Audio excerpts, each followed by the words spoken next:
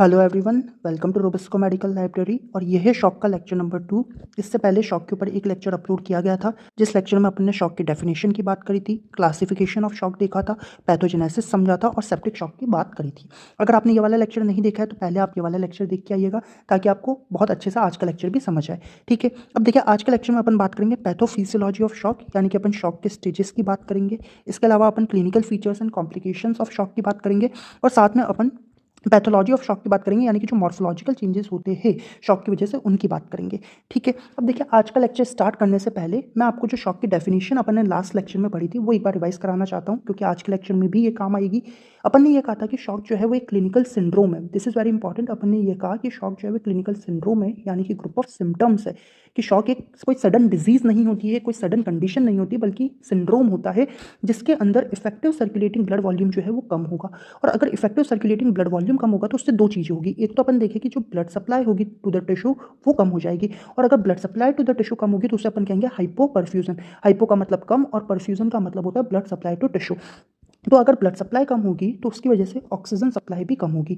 Oxygen supply अगर कम होगी तो हाइपोक्सिया एंड एनोक्सिया की कंडीशन देखने को मिलेगी। हाइपोक्सिया का मतलब होता है ऑक्सीजन की डेफिशिएंसी हो रही है, और एनोक्सिया का मतलब होता है ऑक्सीजन की कंप्लीट एब्सेंस हो रही है। और अगर हाइपोक्सिया एंड एनोक्सिया की कंडीशन आएगी तो सेल इंजरी देखने को मिलेगी। अब ऐसा क्या एक या दो ऑर्गन के अंदर होगा क्या? नहीं, ऐसा बॉडी के मल्टीपल ऑर्गन्स के अंदर देखने को मिलेगा। इसी वजह से शॉक जो है वो एक मल्टी ऑर्गन डिसफंक्शन सिंड्रोम होता है।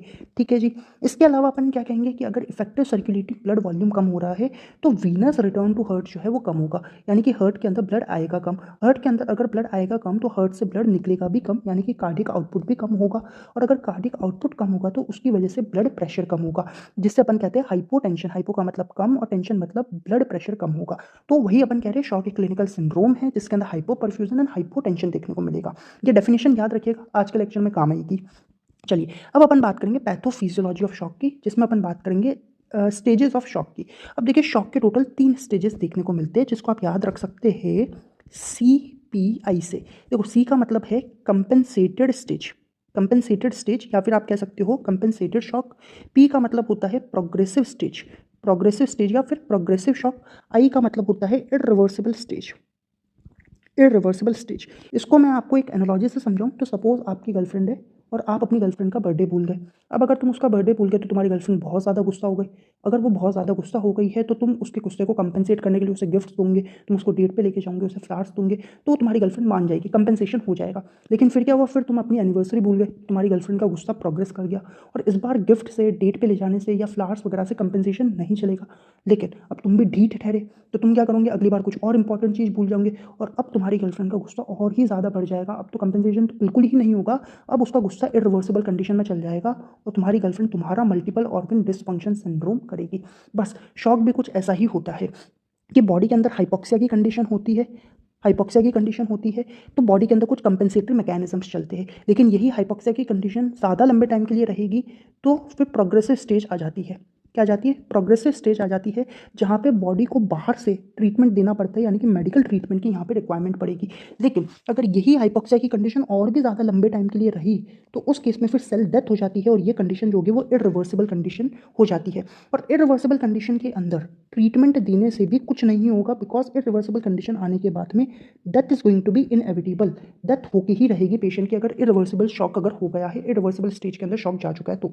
ठीक है, तो एक बेसिक आइडिया लगा कि होता क्या है तीनों स्टेजेस। अब एक एक करके अपन इन स्टेजेस के बारे में बात करते हैं। सबसे पहले अपन बात करेंगे कंपनसेटेड स्टेज की। देखो कंपनसेटेड स्टेज को नॉन प्रोग्रेसिव स्टेज भी कहा जाता है, इसे इनिशियल स्टेज भी कहा जाता है, या इनिशियल शॉक भी कहा जाता है। लेकिन सबसे इंपॉर्टेंट है कि कंपनसेटेड स्टेज को रिवर्सिबल स्टेज कहा जाता है। क्यों इसे रिवर्सिबल स्टेज कहा जाता है? क्योंकि यहाँ पे जो भी इफेक्ट्स देखने को मिलेंगे, जो भी रूट कॉज है, अगर उसका ट्रीटमेंट हो गया है तो जो भी इफेक्ट्स देखने को मिलेंगे वो सब का रिवर्सल पॉसिबल है, और वो रिवर्सल होगा बॉडी के कंपेंसेटरी मैकेनिज्म से, वो होगा बॉडी के कंपेंसेटरी मैकेनिज्म से। अब सवाल उठता है कि भाई कंपेंसेटरी मैकेनिज्म कौन कौन से होंगे, तो इसके लिए शॉक की डेफिनेशन फिर से देखो कि अपन ने क्या कहा, सेल इंजरी हो रही है। सेल इंजरी क्यों हो रही है? क्योंकि हाइपोक्सिया की कंडीशन देखने को मिल रही है, यानी कि एक कंपेंसेटरी मैकेनिज्म तो चलाना पड़ेगा हाइपोक्सिया से डील करने के लिए। दूसरा अपन कह रहे हैं कि भाई ब्लड प्रेशर कम हो रहा है। ब्लड प्रेशर कम क्यों हो रहा है? क्योंकि कार्डियक आउटपुट कम हो रखा है, यानी कि एक कंपनसेटरी मैकेनिज्म चलाना पड़ेगा कार्डियक आउटपुट जो कम हुआ है उसको डील करने के लिए। इसके अलावा एक और कंपनसेटरी मैकेनिज्म होता है जो कि हाइपोवॉल्यूमिक शॉक में देखने को मिलता है। वो क्या होता है अपन समझेंगे।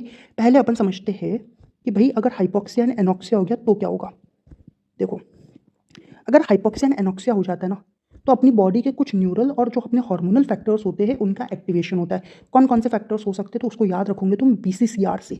बी से अपन कह रहे हैं बैरो रिसेप्टर, सी से अपन कह रहे हैं कीमो रिसेप्टर, फिर सी से अपन कह रहे हैं कैटेकोलेमाइंस, और फिर अपन देखें आर से कह रहे हैं रेनिन एंजियोटेंसिन सिस्टम या रेनिन एंजियोटेंसिन मैकेनिज्म। ठीक है, तो इन सिस्टम्स का अगर एक्टिवेशन होगा तो ये लास्ट ईयर तुम फिजियो में पढ़ चुके हो कि ये सारे सिस्टम्स क्या करवाएंगे, वेजो कंस्ट्रक्शन करवाएंगे। This is very important. क्या करवाएंगे, वेजो कंस्ट्रक्शन करवाएंगे। और अगर वेजो कंस्ट्रक्शन होगा तो उसकी वजह से पेरिफेरल रेजिस्टेंस जो है वो बढ़ जाएगा।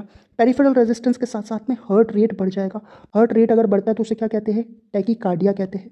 क्या कहते हैं, टैकीकार्डिया कहते हैं। और इसके अलावा अपन देखें तो ब्लड प्रेशर भी बढ़ जाएगा। और इन सब की वजह से क्या देखने को मिलेगा, कूल एंड पेल स्किन देखने को मिलेगी। This is very important point कि वैसो कंस्ट्रक्शन होगा, ये सब बढ़ेगा और कूल एंड पेल स्किन देखने को मिलेगी। अब सवाल उठता है क्या ऐसा हमेशा होगा क्या, नहीं ऐसा हमेशा नहीं होगा। एक जो एक्सेप्शन यहाँ पे आपको देखने को मिलेगा वो है सेप्टिक शॉक का। सेप्टिक शॉक में क्या होता है कि जो अर्ली स्टेजेस होती है, इनिशियल स्टेजेस होती है, वहाँ पे पहले वैसो डायलेशन होता है। क्या होता है, पहले वैसो डायलेशन होता है इनिशियल स्टेजेस में, जिसकी वजह से सेप्टिक शॉक में इनिशियल स्टेजेस में वार्म स्किन देखने को मिलती है। वेरी इंपॉर्टेंट कि सेप्टिक शॉक के इनिशियल स्टेजेस के अंदर वार्म स्किन देखने को मिल सकती है क्योंकि वैसो डायलेशन होता है। और बाद में अपन देखें तो सेप्टिक शॉक के अंदर वैसो कंस्ट्रक्शन होता है जिसकी वजह से कूल स्किन देखने को मिलेगी। यानी कि सेप्टिक शॉक के इनिशियल स्टेजेस में वार्म स्किन देखने को मिलेगी और लेटर स्टेजेस के अंदर कूल स्किन देखने को मिलेगी। ठीक है, इसके अलावा एक और पॉइंट जो कि सेप्टिक शॉक से रिलेटेड मैं आपको बताना चाहता हूँ। देखिए, लास्ट लेक्चर में मैंने ये कहा था कि भाई जो सेप्टिक शॉक होता है उसका मोस्ट कॉमन ऑर्गेनिज्म जो है, मोस्ट कॉमन पॉजिटिव ऑर्गेनिज्म जो है वो ग्राम नेगेटिव बैक्टीरिया है, फिर ग्राम पॉजिटिव बैक्टीरिया है और उसके बाद फंगस है। ठीक है, और बहुत सी बुक्स के अंदर अगर आप देखोगे तो यही चीज़ लिखी हुई भी है, क्योंकि बहुत लंबे टाइम तक ये माना जाता था कि ग्राम नेगेटिव बैक्टीरिया जो है वो मोस्ट कॉमन पॉजिटिव ऑर्गेनिज्म है सेप्टिक शॉक का। लेकिन रिसेंट स्टडीज से ये पता चला है और रॉबिन्स के जो लेटेस्ट एडिशन की बुक आई है उसमें भी ये बता रखा है कि ग्राम पॉजिटिव बैक्टीरिया जो होता है वो मोस्ट कॉमन पॉजिटिव ऑर्गेनिज्म है सेप्टिक शॉक का। Most common positive organism septic shock का कौन है, ग्राम पॉजिटिव बैक्टीरिया है। तो आप एग्जाम में आंसर कैसे लिख के आएंगे, आप ये लिख के आएंगे कि बहुत लंबे टाइम तक it was believed for long period of time that gram negative bacteria is the major cause और the most common positive organism of the septic shock, but recent studies have proved that septic shocks most common positive organism is gram positive bacteria. ठीक है, ये आपको पता होना चाहिए। तो ये तो अपन ने बात करी कि भाई अगर हाइपोक्सिया और एनोक्सिया होगा तो क्या होगा। दूसरा अपन कह रहे हैं कि अगर कार्डियक आउटपुट कम हो गया तो फिर क्या होगा। कार्डियक आउटपुट अगर कम हो गया तो उस केस में एड्रिनल मेड्यूला जो है उसका स्टिमुलेशन होगा। और अगर एड्रिनल मेड्यूला का स्टिमुलेशन होगा तो कैटेकोलेमाइंस जो होंगे वो रिलीज होंगे, जैसे कि एपिनेफ्रिन और नॉर एपिनेफ्रिन रिलीज होंगे। और ये जो कैटेकोलेमाइंस होते हैं वो हार्ट रेट को भी इंक्रीज करते हैं और साथ में कार्डियक आउटपुट को भी इंक्रीज करते हैं। ठीक है, तो कार्डियक आउटपुट अगर कम हुआ तो वो बढ़ेंगे कैसे, क्योंकि कैटेकोलेमाइंस रिलीज होंगे। तीसरा अपन बात कर रहे हैं हाइपोवॉल्यूमिक शॉक के अंदर। हाइपोवॉल्यूमिक शॉक के अंदर एक और तरीके का कंपेंसेटरी मैकेनिज्म चलता है। वो क्या होता है, देखो हाइपो का मतलब है कम और वॉल्यूमिक मतलब है बॉडी फ्लूइड्स का वॉल्यूम कम हो रहा है। तो अगर बॉडी फ्लूइड्स का वॉल्यूम कम हो रहा है उसको कंपेंसेट करने के लिए एक तो एल्डोस्टेरॉन रिलीज होगा। क्या रिलीज होगा, एक तो एल्डोस्टेरॉन रिलीज होगा, साथ में anti diuretic hormone EDH release होगा और साथ में GFR जो है वो कम कर दिया जाएगा इन the case of hypovolaemic shock. अगर बॉडी फ्लूइड्स का वॉल्यूम कम हो रहा है तो ये कंपेंसेटरी मैकेनिज्म्स चलेंगे।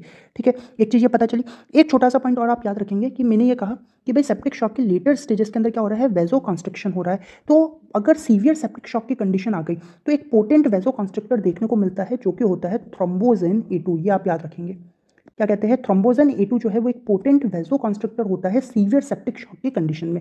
ठीक है, बाकी ये एक स्टार पॉइंट है कि भाई सेप्टिक शॉक की इनिशियल स्टेजेस में वार्म स्किन देखने को मिल रही है बिकॉज ऑफ वेजो डायलेशन, लेकिन लेटर स्टेजेस के अंदर कूल स्किन देखने को मिल रही है क्योंकि वेजो कंस्ट्रक्शन होता है। और ये मैंने आपको बता दिया कि ग्राम पॉजिटिव बैक्टीरिया जो है वो मोस्ट कॉमन पॉजिटिव ऑर्गेनिज्म है। चलिए, दूसरा अपन अब बात कर रहे हैं प्रोग्रेसिव स्टेज की, शॉक के प्रोग्रेसिव स्टेज की। और प्रोग्रेसिव स्टेज कैसी होगी, डीकम्पेंसेटेड स्टेज होगी। डीकम्पेंसेटेड स्टेज होगी कि अगर हाइपोक्सिया की कंडीशन बहुत लंबे टाइम तक रह रही है, ठीक है, तो उस केस में फिर बॉडी के जो कंपेंसेटरी मैकेनिज्म है उनका फेलियर हो जाएगा और यहाँ पे फिर पेशेंट जो होगा उसे मेडिकल ट्रीटमेंट देने की ज़रूरत पड़ेगी, उसे हॉस्पिटल में एडमिट किया जाएगा। ठीक है, और इस प्रोग्रेसिव स्टेज के अंदर क्या क्या इफेक्ट्स देखने को मिलेंगे, तो एक तो देखने को मिलेगा पल्मोनरी हाइपोपरफ्यूजन, यानी कि लंग्स के अंदर ब्लड सप्लाई जो है वो कम होगा। और पल्मोनरी हाइपोपरफ्यूजन अगर होगा तो उसकी वजह से वेस्कुलर परमिएबिलिटी जो है वो इंक्रीज़ कर जाएगी, वेस्कुलर परमिएबिलिटी इंक्रीज़ कर जाएगी।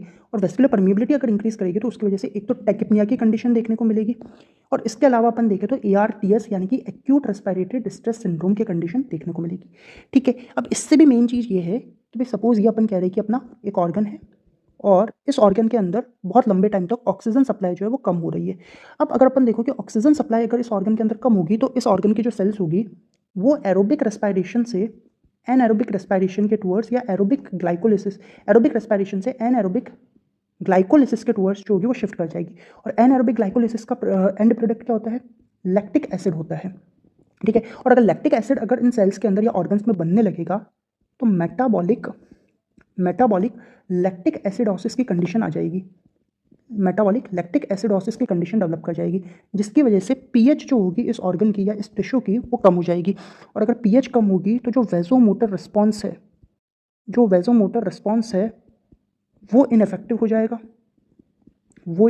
जाएगा, और साथ में अपन देखें कि अगर वेजोमोटर रिस्पॉन्स इनफेक्टिव होगा तो वेजो डायलेशन होगा और ब्लड की पेरिफेरल पुलिंग होगी। There will be the peripheral pooling of blood. ठीक है, ये पता चला। और इन सब की वजह से होगा क्या? इन सब की वजह से पेशेंट के अंदर कन्फ्यूज़न होगा, साथ में रीनल फंक्शंस का इम्पेयरमेंट होगा। और अगर रीनल फंक्शन का इम्पेयरमेंट होगा तो क्या होगा? यूरिनरी आउटपुट जो है वो डिक्रीज़ करेगा। किस स्टेज के अंदर? प्रोग्रेसिव स्टेज के अंदर। चलिए, तीसरा अपन अब बात कर रहे हैं इरिवर्सिबल स्टेज की। और इरिवर्सिबल स्टेज भी क्या होती है? एक डीकम्पेंसेटेड स्टेज होती है। बॉडी के कंपेंसेटरी मैकेनिज्म यहाँ पे कोई काम नहीं करेंगे। अब यहाँ पे रिकवरी पॉसिबल होती ही नहीं है। कुछ सोचो कि भाई सपोज ये एक ऑर्गन है और इस ऑर्गन के अंदर ये सेल्स है। ठीक है, अब हाइपोक्सिया की कंडीशन बहुत लंबे टाइम तक रही, ऑक्सीजन बहुत लंबे टाइम तक इन सेल्स को सफिशिएंट नहीं मिली। ठीक है, और फिर अपन देखें तो एनॉक्सिया की कंडीशन डेवलप हो गई, यानी कि ऑक्सीजन की कंप्लीट एब्सेंस हो चुकी है, और उस केस में फिर ये सेल्स जो होगी इनकी क्या हो जाएगी? डेथ हो जाएगी। अब खुद सोचो कि अगर सेल डेथ हो गई है तो भाई कितना ही ट्रीटमेंट दे दो, कितना ही बाहर से कुछ दे दो, क्या कुछ फर्क पड़ेगा? कि नहीं, सेल तो वैसे ही मर चुकी है, तो कुछ भी करो कोई फर्क नहीं पड़ने वाला है। इसीलिए यहाँ पे रिकवरी पॉसिबल ही नहीं होती। अब सवाल उठता है कि भाई सेल डेथ होगी क्यों? सेल डेथ होती है because of irreversible cell injury. अब जो अपन ने cellular adaptation and cell injury वाला जो चैप्टर पढ़ा था उसमें अपन ने ये कहा है कि भाई इरिवर्सिबल अगर सेल इंजरी होगी तो उसमें माइटोकॉन्ड्रियल डैमेज होगा। उसमें क्या होगा? माइटोकॉन्ड्रियल डैमेज होगा, और माइटोकॉन्ड्रियल डैमेज होगा तो उसकी वजह से एटीपी डिप्लीशन होगा। ठीक है, और इसके अलावा लाइसोसोमल एंजाइम्स जो होते हैं वो लाइसोसोमल एंजाइम्स भी रिलीज होंगे, और अगर लाइसोसोमल एंजाइम्स रिलीज होंगे तो सेल्स का क्या कर देंगे? डाइजेशन कर देंगे, यानी कि सेल डेथ यहाँ पे हो जाएगी। यहाँ पे सेल डेथ होगी और यहाँ पे कोई ट्रीटमेंट कुछ भी काम नहीं करने वाला है। Death is going to be inevitable in the case of irreversible stage. ठीक है, अब इन सब की वजह से होगा क्या? भाई पेशेंट के अंदर कॉमा देखने को मिलेगा, हार्ट फंक्शंस जो है उसकी वर्सनिंग देखने को मिलेगी, यानी कि हार्ट फंक्शंस का डिप्रेशन देखने को मिलेगा because of a factor called as myocardial depressant factor. इस फैक्टर की वजह से अपन देखें हार्ट फंक्शन जो है उसका अपन देखें तो वर्सनिंग देखने को मिलेगा और एमआई की कंडीशन डेवलप होने लगेगी। इसके अलावा रीनल फेलियर तो लगातार चलता ही रहेगा, रीनल फेलियर और भी लगातार चलता रहेगा। और इरिवर्सिबल स्टेज की वजह से जहाँ पे अपन देखें कि इरिवर्सिबल स्टेज में इरिवर्सिबल सेल इंजरी हो चुकी है, इसके बाद अपन देखें कि नेक्रोसिस होने लगेगा, और इन सब की वजह से ही मॉर्फोलॉजिकल चेंजेस देखने को मिलते हैं। क्या देखने को मिलते हैं? मॉर्फोलॉजिकल चेंजेस देखने को मिलते हैं, यानी कि जो अपन पैथोलॉजी पढ़ने वाले हैं कि शॉक की वजह से ऑर्गन्स की क्या क्या पैथोलॉजी होती है वो किस वजह से देखने को मिलेगी? इरिवर्सिबल स्टेज की वजह से देखने को मिलेगी। ठीक है, उनके बारे में अपन पढ़ेंगे। पहले एक बार ये टेबल देख लो कि कौन कौन से मॉर्फोलॉजिकल चेंजेस देखने को मिल सकते हैं। देखिए, ब्रेन के अंदर हाइपोक्सिक एनसेफेलोपैथी देखने को मिलेगी, हार्ट के अंदर फोकल मायोकार्डियल नेक्रोसिस देखने को मिलेगा, लंग्स के अंदर एक्यूट रेस्पिरेटरी डिस्ट्रेस सिंड्रोम देखने को मिलेगा, किडनी के अंदर एक्यूट ट्यूबुलर नेक्रोसिस देखने को मिलेगा, एड्रिनल ग्लैंड के अंदर भी नेक्रोसिस देखने को मिलेंगे, जीआई ट्रैक्ट के अंदर हेमरेजिक गैस्ट्रोएंटेरोपैथी देखने को मिलेगा, लीवर के अंदर नेक्रोसिस होगा, ब्लड के अंदर डीआईसी यानी कि डाइसेमिनेटेड इंट्रावेस्कुलर कोएगुलोपैथी देखने को मिलेगा। इन सब के बारे में एक ब्रीफ इंट्रोडक्शन अपन लेंगे कि होता क्या क्या है, ये अपन नीचे समझेंगे। बट उससे पहले एक और चीज़ मैं आपको बताना चाहता हूँ, और वो है clinical features and complications of the shock. ठीक है, अब देखो क्लिनिकल फीचर्स में मेनली 4 वाइटल प्रोसेसेस के बारे में मैं बात करूंगा कि शॉक के तीनों स्टेजेस के अंदर इन 4 वाइटल प्रोसेसेस का क्या क्या होता है। 4 वाइटल प्रोसेसेस है कौन कौन से? तो भाई जब भी तुम डॉक्टर के पास जाते हो तो डॉक्टर जो जो वाइटल प्रोसेसेस चेक करता है वही आपको पता होनी चाहिए। एक तो बीपी, एक अपन कहेंगे पल्स, एक अपन कहेंगे टेम्परेचर और इसके अलावा अपन कहेंगे रेस्पिरेशन। इन 4 वाइटल प्रोसेसेस की मैं बात कर रहा हूँ।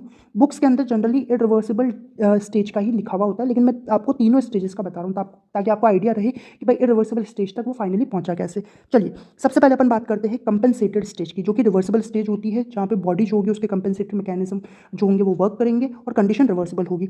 तो यहाँ पे जो ब्लड प्रेशर होगा वो जनरली अपन देखें तो नॉर्मल होगा या डिक्रीज होगा, तो बिल्कुल माइल्ड डिक्रीमेंट जो होगा वो देखने को मिलेगा कंपनसेटेड स्टेज में।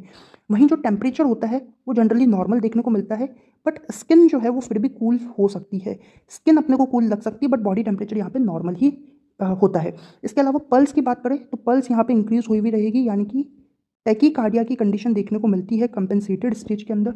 और रेस्पिरेशन की बात करें तो रेस्पिरेशन के स्टेज के अंदर भी जो है वो इंक्रीज हुआ रहेगा कि रेस्पिरेटरी रेट जो है वो इंक्रीज होगी और टेकिपनिया की कंडीशन देखने को मिलेगी। क्या देखने को मिलेगी? टेकिपनिया की कंडीशन देखने को मिलेगी। ठीक है, अब ये जो पल्स है यहाँ पे जो इंक्रीज हो रखी है वो रेगुलर होगी, रेगुलर होगी और स्ट्रॉन्ग पल्स देखने को मिलेगी। ठीक है, याद रखनी है ये चीज़। लेकिन यही अगर अपन बात करें प्रोग्रेसिव स्टेज की, तो प्रोग्रेसिव स्टेज के अंदर जो ब्लड प्रेशर है वो कम होने लगता है, यानी कि हाइपोटेंशन की जो कंडीशन है वो यहाँ पे स्टार्ट हो जाएगी, क्योंकि बॉडी के जो कंपेंसेटरी मैकेनिज्म है वो फेल करने लगेंगे। टेम्परेचर जो है वो भी यहाँ पे अब धीरे धीरे है ना डिक्रीज होना स्टार्ट हो जाएगा। इसके अलावा पल्स की बात करें तो यहाँ पे पल्स जो होगी वो रैपिड होगी, रैपिड बट फीबल पल्स होगी, यानी कि वीक पल्स होगी, लेकिन रैपिड होगी, बहुत फास्ट होगी। और धीरे धीरे अपन देखें तो इरेगुलर होना स्टार्ट होने लगेगी इस स्टेज के अंदर। किस स्टेज के अंदर? प्रोग्रेसिव स्टेज के अंदर। तो वहीं अगर अपन बात करें रेस्पिरेशन की, तो प्रोग्रेसिव स्टेज में रेस्पिरेशन जो होगा वो इनिशियली तो रैपिड होगा, लेकिन जैसे जैसे टाइम अपन देखें कि पास होगा तो अपने को पता है मेटाबॉलिक एसिडोसिस की कंडीशन देखने को मिलेगी। मेटाबॉलिक एसिडोसिस की कंडीशन देखने को मिलेगी तो फटीग डेवलप होने लगेगा। तो रेस्पिरेशन जो है वो विथ टाइम शैलो होने लगेगा प्रोग्रेसिव स्टेज के अंदर। ठीक है, तो वहीं अगर अपन बात करें इरिवर्सिबल स्टेज की, तो इरिवर्सिबल स्टेज के अंदर तो जो ब्लड प्रेशर है वो बहुत ही कम हो जाएगा, यानी कि वेरी लो बीपी देखने को मिलेगा। तो वहीं जो टेम्परेचर होगा वो सब नॉर्मल टेम्परेचर देखने को मिलेगा, सब नॉर्मल टेम्परेचर देखने को मिलेगा, बहुत कम हो जाएगा। पल्स जो होगी वो अपन देखें वो फीबल एंड इरेगुलर पल्स देखने को मिलेगी, इरेगुलर पल्स देखने को मिलेगी। तो वहीं जो रेस्पिरेशन होगा वो शैलो और शाइन टाइप का रेस्पिरेशन होगा। ठीक है, अब देखिए इधर की तरफ आप देखिएगा, हर्ष मॉन के अंदर सीधी सीधी ये चीज़ लिखी हुई है कि डीकम्पेंसेटेड शॉक, यानी कि इरिवर्सिबल जो शॉक होता है ना उसके अंदर ना 4 जो वाइटल प्रोसेसेस है उनका डिप्रेशन होता है। कौन कौन सा? वेरी लो बीपी, सब normal temperature, feeble and irregular pulse, shallow and sharing respiration. लेकिन मैंने आपको कंपेंसेटेड स्टेज भी बताई, प्रोग्रेसिव स्टेज भी बताई और इरिवर्सिबल स्टेज भी बताई। चलिए, और इन सबके साथ में अपन देखिए और क्या क्या देखने को मिलेगा। अदर फीचर्स में अपन कह रहे पेल फेस देखने को मिलेगा, सनकन आइज देखने को मिलेगी, weakness, cold and clammy skin देखने को मिलेगी। बस सेप्टिक शॉक के इनिशियल स्टेजेस में वार्म स्किन देखने को मिलती है, बाकी सेप्टिक शॉक के लेटर स्टेजेस में भी कोल्ड स्किन देखने को मिलेगी और बाकी टाइप के शॉक के अंदर तो कोल्ड स्किन ही देखने को मिलेगी। ठीक है, और इन सब की वजह से कुछ लाइफ थ्रेटनिंग कॉम्प्लिकेशंस डेवलप हो जाते हैं, जिसको आप याद रख सकते हो एडम करके। एडम एक निमोनिक है, उससे ए से अपन कह रहे हैं ARDS यानी कि acute respiratory distress syndrome. DIC में अपन को पता है डाइसेमिनेटेड इंट्रावेस्कुलर कोएगुलोपैथी। इसके अलावा अपन कह रहे हैं एक्यूट रीनल फेलियर, DIC में लास्ट लेक्चर में आपको वैसे बता चुका हूँ, आप वहाँ देख लीजिएगा। और इसके अलावा अपन देखें तो होगा मल्टीपल ऑर्गन डिसफंक्शन सिंड्रोम। और फाइनली पेशेंट के अंदर स्ट्यूपर, कॉमा और डेथ आएगी, क्योंकि इरिवर्सिबल कंडीशन आने के बाद में death is going to be inevitable, patient की डेथ होगी ही होगी। ठीक है, ये पता चला। अब अपन बात करेंगे पैथोलॉजी की। देखिए मैंने आपको बताया कि भाई इरिवर्सिबल स्टेज आ गई तो पैथोलॉजी देखने को मिलेगी ऑर्गन्स की, यानी कि मॉर्फोलॉजिकल चेंजेस देखने को मिलेंगे। क्या देखने को मिलेंगे? मॉर्फोलॉजिकल चेंजेस देखने को मिलेंगे। और ये मॉर्फोलॉजिकल चेंजेस क्यों देखने को मिल रहे हैं? क्योंकि लगातार बहुत लंबे टाइम के लिए हाइपोक्सिया रह रहा है, और हाइपोक्सिया रहने की वजह से सेल इंजरी हो रही है और ऑर्गन्स के अंदर फिर नेक्रोसिस और डीजनरेशन हो रहा है। क्या हो रहा है? डीजनरेशन हो रहा है। ठीक है, और शॉक क्या है? एक मल्टी सिस्टम फेलियर है, एक मल्टीपल ऑर्गन का फेलियर हो रहा है शॉक के अंदर, एक ऐसी कंडीशन है। चलिए, अब कौन कौन से मॉर्फोलॉजिकल चेंजेस देखने को मिलेंगे वो आप इस डायग्राम के अंदर देख सकते हैं।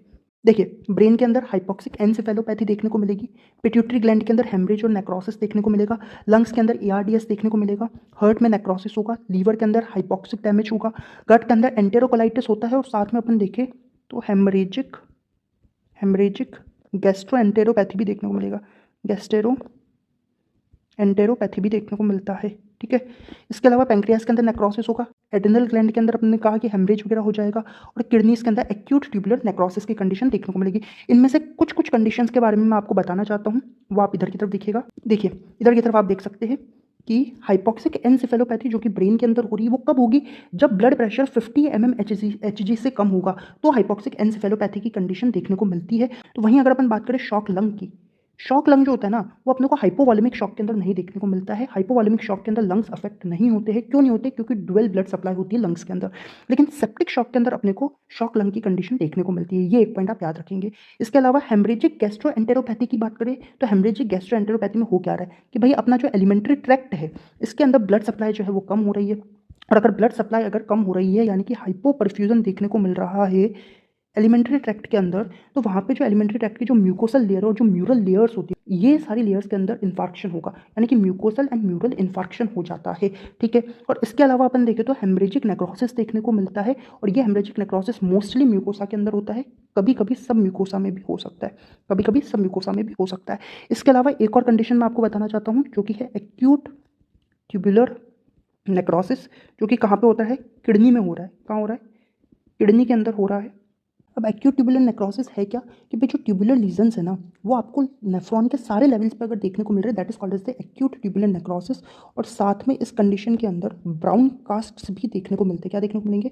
ब्राउन कास्ट भी देखने को मिलेंगे। ठीक है। और इसके अलावा एक और पॉइंट मैं आपको बता रहा हूँ कि जो लीवर है ना कि शॉक की वजह से लीवर में क्या होगा तो फेंट नटमेग अपीयरेंस देखने को मिलेगा। फेंट नटमेग अपीयरेंस, नटमेग अपीयरेंस कहाँ देखने को मिलता है? सीवीसी लीवर में देखने को मिलता है। लेकिन अगर शॉक हो गया है तो लीवर के अंदर कैसा अपीयरेंस होगा? फेंट नटमेग अपीयरेंस होगा। ये एक पॉइंट आप याद रखिएगा। ठीक है। चलिए गाइस, तो ये अपन ने यहाँ पे शॉक कंप्लीट कर लिया है। मैंने आपको पूरा शॉक बताया, हर एक चीज़ मैंने आपको बहुत अच्छे से समझाई है। लेकिन अब सवाल आता है कि भाई शॉक के ऊपर अगर लॉन्ग क्वेश्चन आ गया तो आपको आंसर लिख के कैसे आना है, किन किन हेडिंग्स में लिख के आना है, तो वो मैं आपको समझा देता हूँ ताकि दोनों लेक्चर, जो लास्ट लेक्चर और आज का लेक्चर, दोनों समराइज भी हो जाएंगे। तो देखिए, अगर शॉक के ऊपर लॉन्ग क्वेश्चन आता है तो सबसे पहले आप डेफिनेशन ऑफ शॉक लिख के आएंगे। इसके बाद आप क्लासिफिकेशन बताएंगे, मेनली आप ईटियोलॉजिकल क्लासिफिकेशन बताएंगे जिसमें आप hypovolemic shock, cardiogenic shock, septic shock के बारे में बताएंगे। सेप्टिक शॉक आप डिटेल में एक्सप्लेन करके आएंगे और कुछ अदर टाइप्स के सिर्फ आप नाम लिख के आएंगे जैसे कि ट्रॉमेटिक शॉक हो गया, न्यूरोजेनिक शॉक हो गया या हाइपो एड्रिनल शॉक हो गया। इसके बाद आप शॉक का पैथोजेनेसिस समझा के आएंगे। इसके बाद आप सेप्टिक शॉक जो है अच्छे से डिटेल में लिख के आएंगे जिसमें आप पॉजिटिव ऑर्गेनिज्म बताएंगे। मैंने कह दिया कि ग्राम पॉजिटिव बैक्टीरिया जो है वो मोस्ट कॉमन पॉजिटिव ऑर्गेनिज्म है। रूट ऑफ ट्रांसमिशन बताएंगे, पैथोजेनेसिस बताएंगे और एंड रिजल्ट बता के आएंगे जिसका एक निमोनिक मैंने दिया था VIPHOD। ठीक है। फिर आप पैथोफिजियोलॉजी एक्सप्लेन करेंगे जिसमें 3 स्टेजेस है, कंपनसेटेड, प्रोग्रेसिव और इरिवर्सिबल स्टेज। मॉर्फोलॉजी बता के आएंगे। मॉर्फोलॉजी में सिर्फ और सिर्फ अगर आप नाम भी लिख के आते ना तो बहुत है, बहुत ज़्यादा डिटेल लिखने की जरूरत नहीं है। उसके बाद आप क्लिनिकल फीचर्स एंड कॉम्प्लिकेशंस की मैंने बात करी और तीनों स्टेजेस के आप बता के आएंगे।